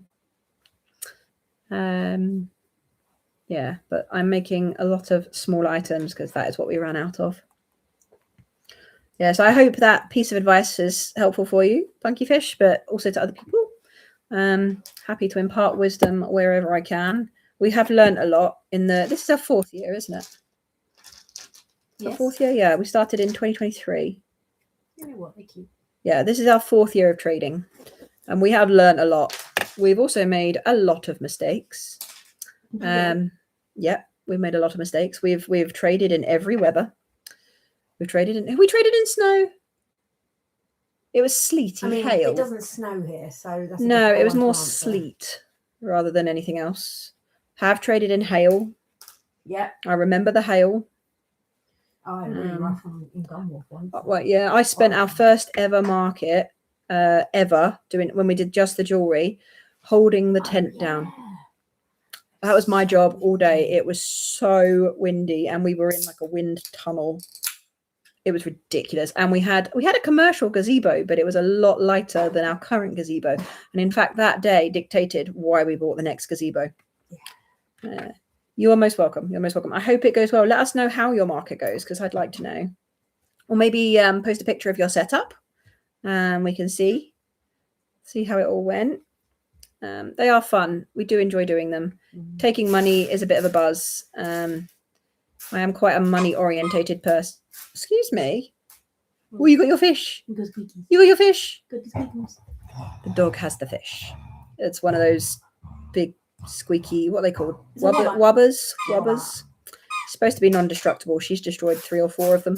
It takes her a little while. It does take her a while, but they are destructible.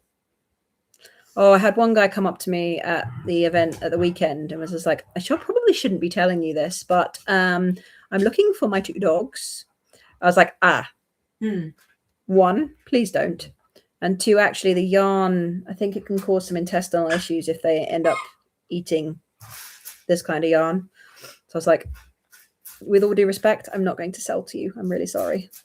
And he was really like appreciative of that.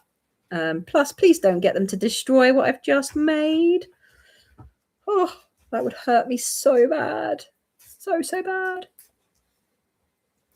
There we go. Let's tie in the ends. Does anyone else make these? This is another free pattern on Instagram, but I think there's like loads of different patterns for this guy. Lots of different ways of making it. And this is an interpretation of the original pattern that I started doing like 4 years ago. So there we go. Tuck him in. And he's another one I embroidered the eyes on. I always have. That's how I originally tested him. So I've just never gone to safety eyes with him.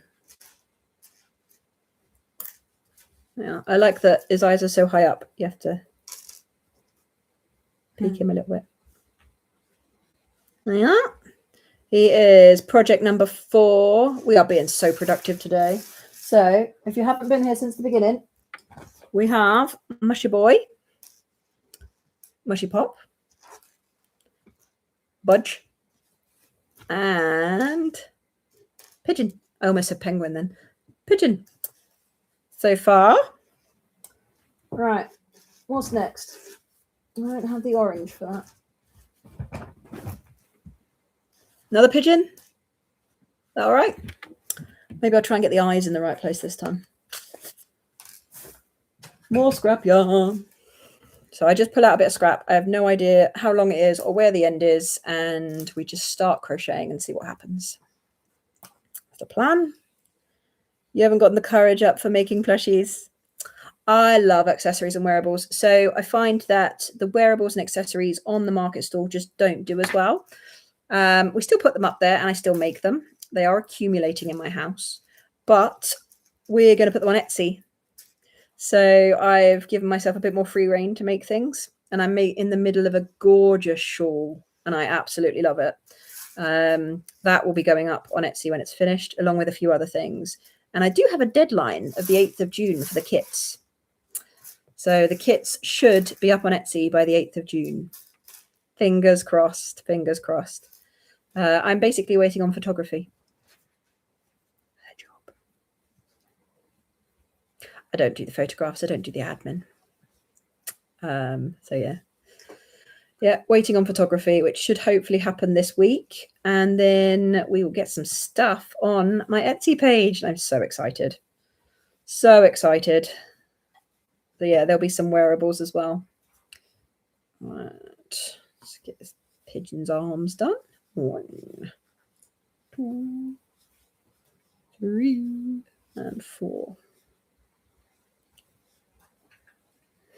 Cute. Excellent. So anyone else got any finished makes yet? I know we've had a finished wristlet on this live. Any advances?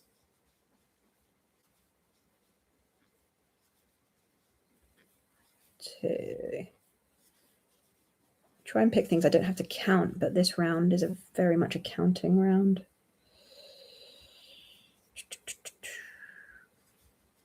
Has anyone given my pigeon pattern a go yet? That's a question. I know people have given my frog pattern a go. I've seen some pictures and someone's tried the penguin.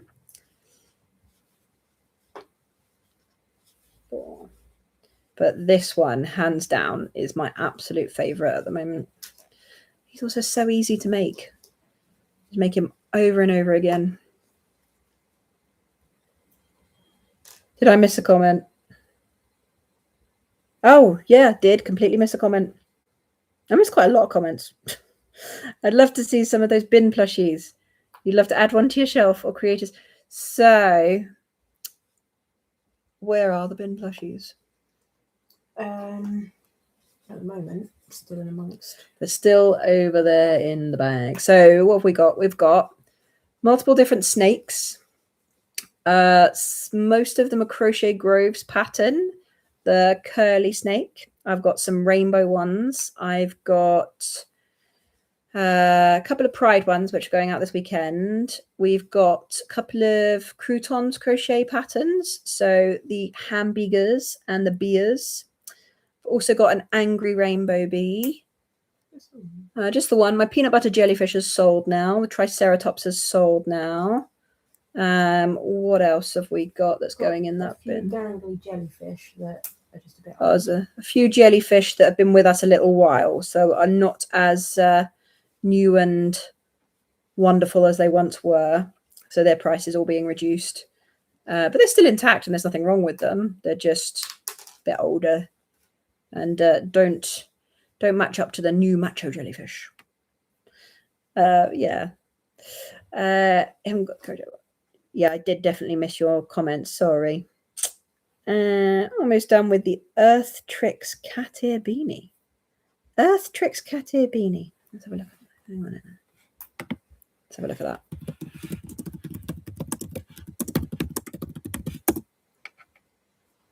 Ah, yes. I make cat ear beanies. I've got quite a few. Again, probably going to go on Etsy a bit later in the year because it's fairly hot right now. But I was using up some of my acrylic because I'm terrible at making beanies. But cat ear beanies, so much easier to get to fit right. I made a bucket hat the other day, a rainbow bucket hat. It still doesn't fit. I followed the pattern 100% and I'm still going to have to edit it. So I need to add in a few extra rows to get it. I think my tension is too tight for it, is the honest answer. So I'm going to add in some extra stuff and see if it makes it better. But, I'll still put it up for sale at the market. And if it fits somebody's head, they might like it. Can't crochet, but you love watching how it all comes together. Oh, Diane, crochet is amazing. Do you have any other crafts that you do? That's the question.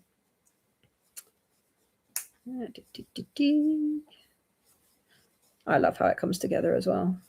These guys are just too cute. I can't cope. You're desperate to make the pigeon, but you don't have yarn in all the colors. You need a refill kit. The refill kits the deadline for me, my own deadline, is the 8th of June. They should all be up by then, including the refill kits. So they will be available. And I think we found a shipping place that we like that will ship to America. I'm not doing the EU yet because they're about to change their legislation with toys and their CE marking and testing. It used to be that I just had to fill in an extra form to sell into Europe. But somebody I met at the event who sells yarn is like, if you haven't done all of that yet, hold off because they're about to change all of their legislation, paperwork, testing works. So I'm not going to do the paperwork yet. I'm going to hold off selling in the EU until, and that's just the toys, until that comes in. Everything else should be able to be sold to America, Canada. Don't know about worldwide yet. We haven't gone that far, but specifically I've looked at the pricing for the US and Canada and the UK, and it's not too bad.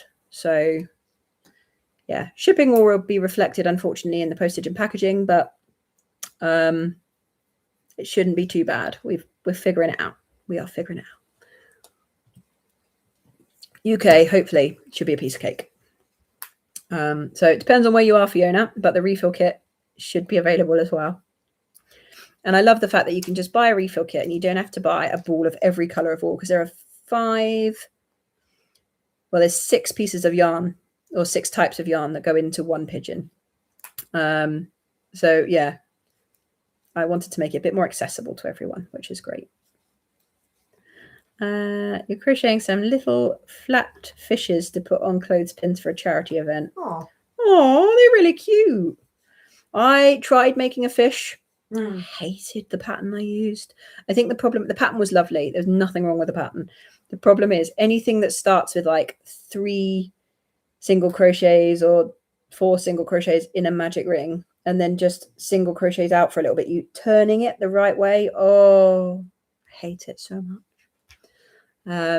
It drives me potty, and that's probably why I hated that pattern. The rest of it was really cute. You were doing a lot of bucket hats last month. You got 14. So the Kilt bucket hat was the one I made, and it is too small for me. My tension is too tight. I need to add a couple of rows. So I'm going to add a couple of rows to the actual crown, because the crown finishes up here for me and my ear is down here. So I'm going to add a couple of rows, bring it down, and then do the brim, and see if that makes a difference. But yeah, hers always seem to fit beautifully. Mine never do. And I think it's my tension. You made Crochet Goes Curly Snake in neon colours from Premier Yarns. I love Premier Yarns neon colours. I would love to work with them. They look amazing. Oh, that's the end of that scrap.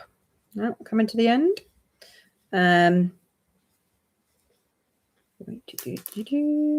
Yeah, the Crochet Grow Snake was amazing, but I think the prices I was charging for it, because the amount of time it took, it's not as, I don't think snakes are as well loved as I think they are. I love making snakes. I think they're great.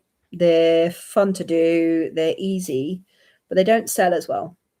And actually, we sold one of the bigger snakes, didn't we? Mm. And we sold most of the little itty bitty snakes, but they didn't start moving until at least day 2. The little snakes. We sold one on the first day, and then they didn't start moving till later. They're not as popular, which makes me sad, because I love them. And I love making my big snakes. It's one of the custom orders that I'm getting, which I'm really excited about making. And I'm going to start that after this weekend. But he wants a big yellow, white and black snake, but not in the blanket yarn that I use, in the chenille yarn, which I haven't done before. And it's going to take me ages. But figure that could be a nice project to do, because it will be mundane and just round and round. Yeah. You're hoping to make the penguin and the pigeon soon once you're feeling better. Yeah, I'm sorry about the UK terms. I really did debate it, whether I should do US terms or UK terms, because I learnt in US terms. I talk in US terms, but I am a UK YouTuber and there's not as many of us. And I thought, you know what, I'm going to do UK terminology. The patterns that I put up on Etsy, when you download them, you will get a US and a UK version. So I've written them in both. But for the kits and the tutorials, I'm going UK version, UK terminology, because I am a UK creator. And I had to teach myself UK terms. Still don't know all of them. And the amount of times I slipped up in the tutorial saying single crochet instead of double crochet, it was unreal. But I'm getting there. I'm getting better at it. But I thought I've kind of got to do UK terminology, being a UK YouTuber. And a lot of UK crocheters do use UK terms. So, yeah. And one of the most, well, the biggest YouTube channels for tutorials and things out there, Bella Coco Crochets, she does it all in UK terminology. So I thought, you know what, I'll do UK. I'll do UK. So I do apologize to those that don't use UK terms, that it is all in UK terminology, but I did put a lot of thought into the decision, and it was a very deliberate decision. Really love sewing. You have an embroidery machine as well. Oh, so I have never done embroidery. I've done a lot of cross stitch. I started with cross stitch. I've done a lot of quilting. I miss quilting. to be honest. But the problem with quilting is it needs like a big setup. I don't have space for my sewing machine. My sewing machine is currently in storage. Yeah, I love making quilts. I just never finish anything. It's too big a project. I lose concentration. Although we did find the first ever quilt I made the other day, didn't we? Pardon? We found my first ever quilt the other day. You know, the beige one. I thought you meant your first ever crocheted. Oh no, we found that as well. But we are finding things gradually. You'll be right back. See you soon. Yep, you're in the UK. You put a reminder in your calendar. We really do have to stick to the 8th. You say that like I know what day it is today. It is the 4th. We have 4. What? We have 4 days. So I'm busy. Don't swear. I didn't. We have 4 days. We can do it Sunday. I just need pictures. I already know what I'm gonna say and like how I'm gonna, like the specifics of what I'm gonna do. I want to video me opening like one of the kits so you can see exactly what's inside. So yeah, it's hopefully going to be a reasonable like advertisement, if that makes sense. It's something I've never done before, so we're testing ourselves. Need some orange. Yeah, for those that don't keep the wrappers on, yeah, that's what I've got for some things. Yeah, the kilt bucket hat is awesome. It is a lovely pattern. I love the V stitches in it, and I think I just need to add a couple of extra rows just because my tension is too tight. Is all.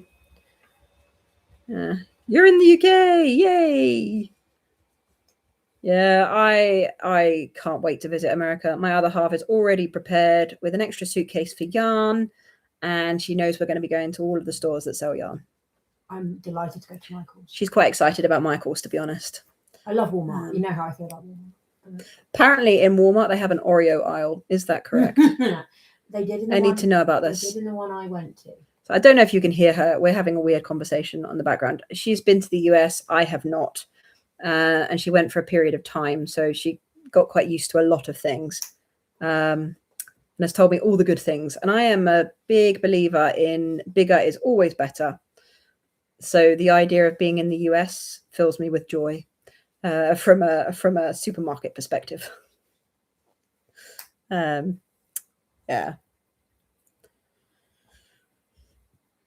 There's so much of it I want to see. Ooh, okay. You've got to go work in an hour. I'm sorry. We are going to be coming off of live shortly because, oh wow, it is 5 minutes to 9. And there are snacks that need to be eaten. So I'm probably going to finish this pigeon. That's what I'm going to do. We'll finish this pigeon and then we'll finish the live. But yeah, one of my commissions is for a giant pigeon. How cool is that? A giant version of this guy. So excited. But again, that's going to take some thinking and some time. So we'll do that after the events.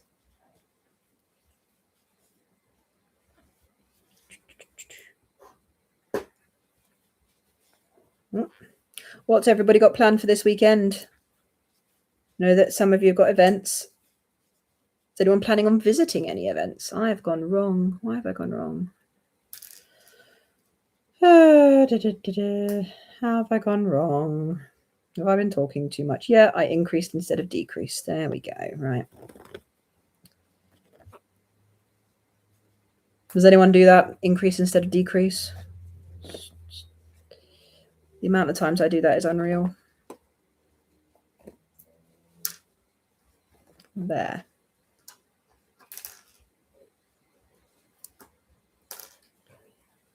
Wait. Okay. Right. Let's try that again. You might be going to your sister's house to play. That's role player games, right? RPG? RPGs and crochet. Yep, role player games and crochet. We're board game people here. Any other board game people? This will really test you. Yeah, I'm not so much a role player, more board game. Although friends have invited us to play D&D, and I would love to give it a go. We're just never free at the same time.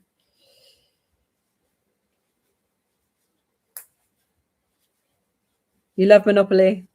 I do love Monopoly, but only when people play it properly and put effort in. I hate it when people half-ass things. My sister always used to give up halfway through. It's so frustrating. If you're going to beat somebody, you've got to beat them properly. If they give up, it means you can't beat them. What about what do we like? Ticket to Ride, Catan, Machikoro, Carcassonne. Carcassonne's a good one. Oh, London. What's the London one? The London game. The London game. It's actually called the London game. Trains. What else? We should play a game. What else? Cards. I love cards. The eldest has started to get into Dobble. Dobble's a good game. Do you like a bit of Dobble? And I have learned after the weekend that Dobble now have a waterproof pack. If you like Dobble and want to play it on the beach, there is now a waterproof pack, which I thought was quite an interesting concept.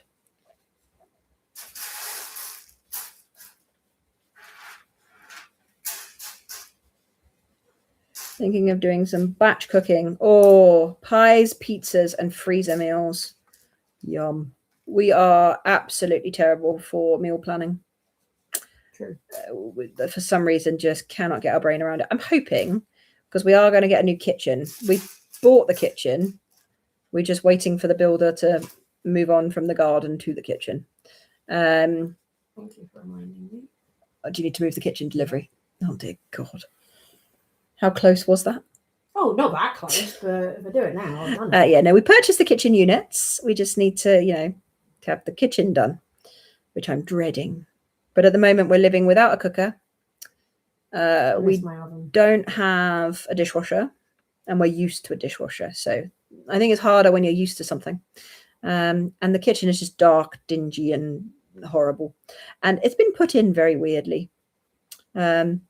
Anyone ever put a kitchen in and the shelves, just you put something on one shelf and it just slides down? That is our kitchen.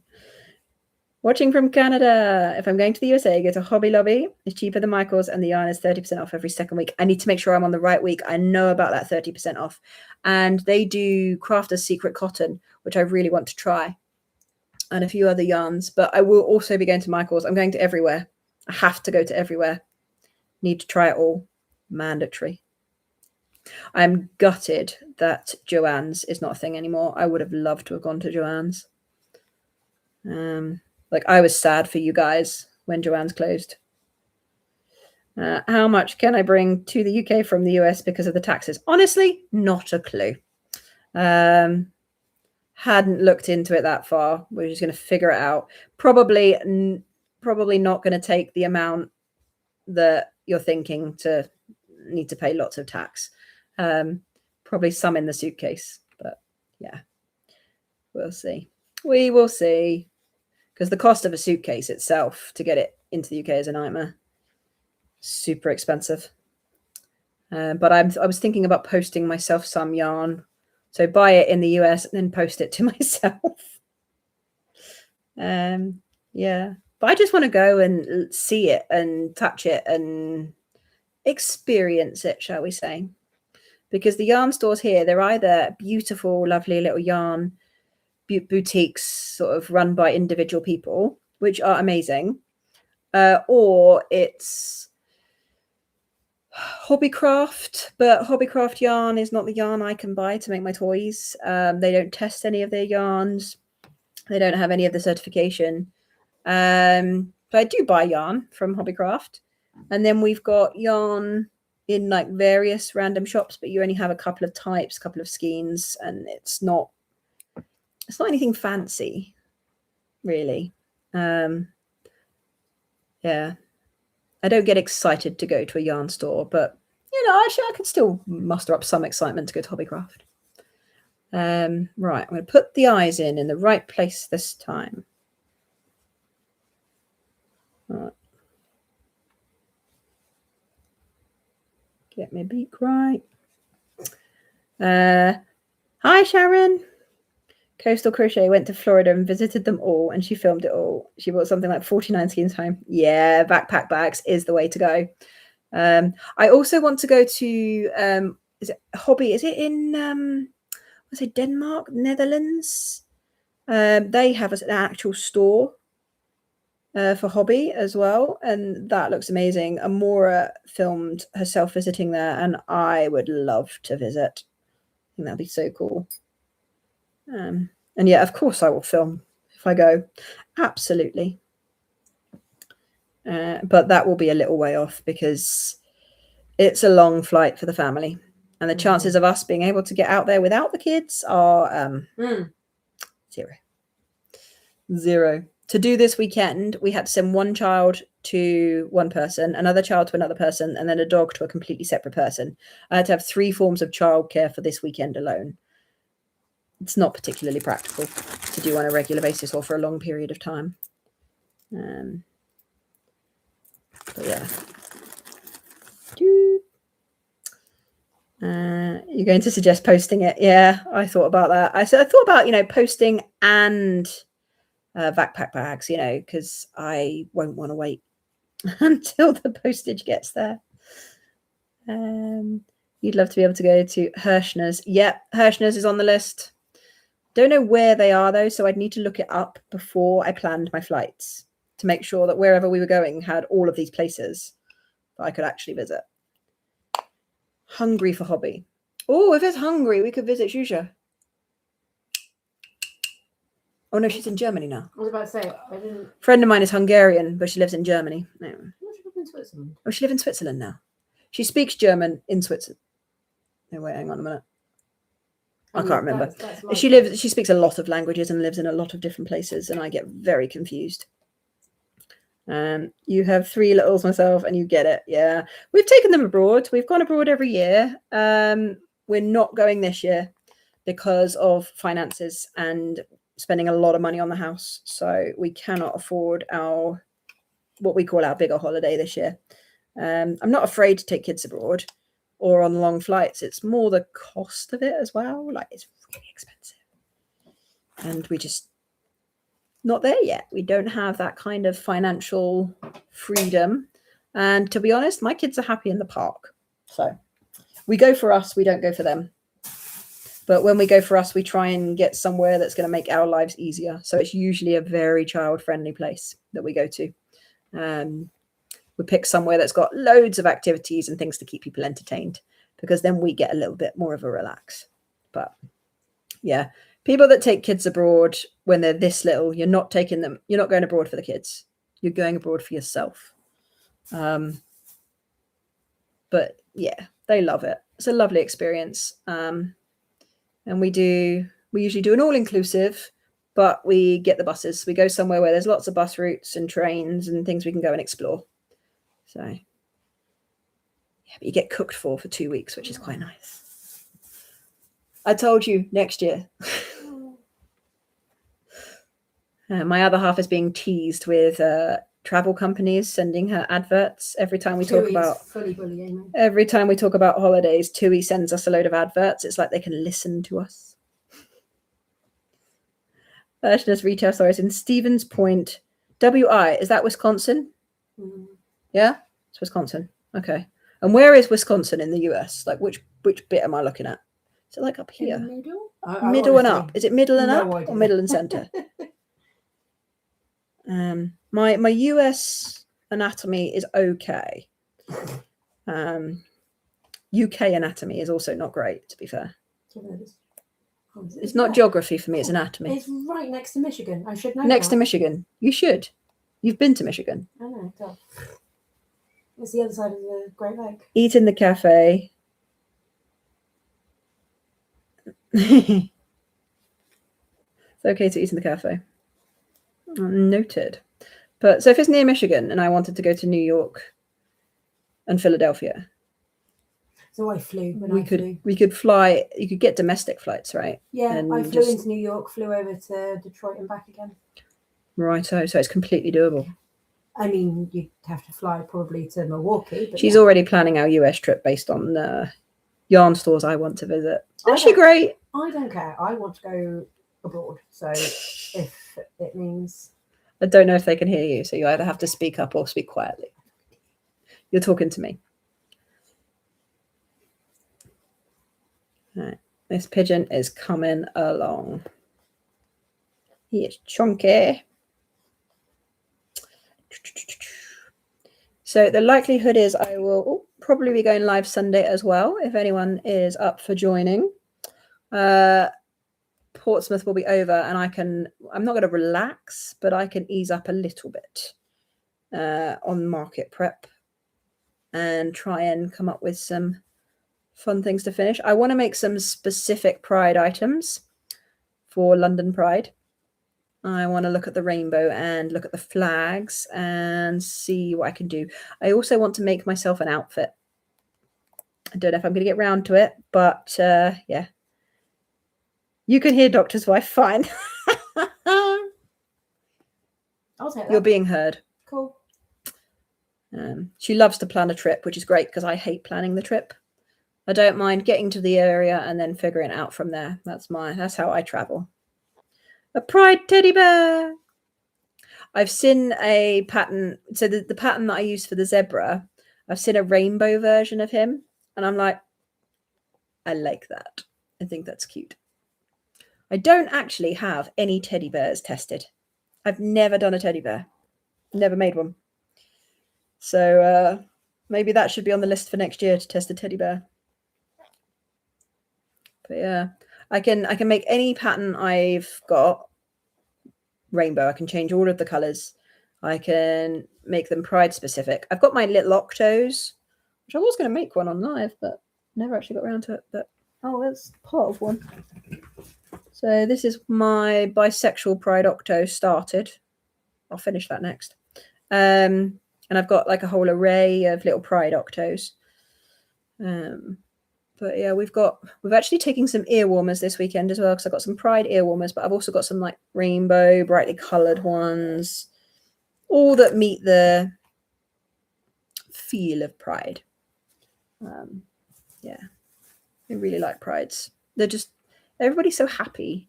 No one's malicious and no one's down. Everybody comes out in full force and is really supportive and happy. And yeah, they're just such fun events to be at. I wouldn't say I'm a proud lesbian, if that makes sense. I'm not a label person myself. I don't really care that I'm a lesbian, if that makes sense. My life is my life, and that's just how it's set up. And yes, I am part of the community, but it's hard to explain my feelings on the matter, isn't it? I stopped listening. Yeah, she stopped listening. She never listens. Her saying how I'm not a fan of labels, but I fully support Pride. In a sense, yeah. It's a bit of a weird one for me, but I think because we are a gay couple with a business, it works quite well at Pride events. Rather than just taking advantage of Pride events. Well, we are, because we sell stuff and we make a lot of money. It's great. People at Pride spend. If any of you want to do a Pride event, I would thoroughly encourage it. People spend money. They're really happy. They love buying things. They love mementos, things to take away, things that remind them of that day. Yeah. And they actually prefer, in my experience, they prefer buying their flag to a rainbow flag. So if you can do things in different flags, people love it. They love buying their flag. And you do get some people that will buy things behind their friends or their parents' backs. And it's sad and it's really hard to watch sometimes. So you get the little, just some people just saying, can I just quickly buy this, please? And they'll do it really quietly. They'll do it really quickly, and they'll stuff it in their bag and run away after they've paid. And I just wish I could give that person a big, well, not an actual hug, because I'm not a hugger, but a metaphorical hug. And hope that their life gets easier. Yeah, that's the sad part about Pride. But yeah, usually the people attending Pride are usually out in some way of whichever direction they've gone in. So usually happier. But we take our pride section to every event, so we get all sorts. Oh, we're nearly there. Tuck in this end in. This is a very long end. Should have just chopped it really, but I didn't. There we go. Another pigeon with his eyes in the correct place this time. So, oh, we can't find all the guys. I've chucked them down the side. We have completed 2 pigeons, a mushy boy, a mushy pop, and a budgie. So thank you so much for keeping me accountable, guys. I hope you've had a good evening and you've done some crochet yourself, got some bits done, or just enjoyed chatting and watching. I really appreciate the input. If you've enjoyed it, please hit that like button. It does wonders for the channel and for spreading the word and building our community. And I will hopefully see you all on Sunday. Have a lovely weekend, guys.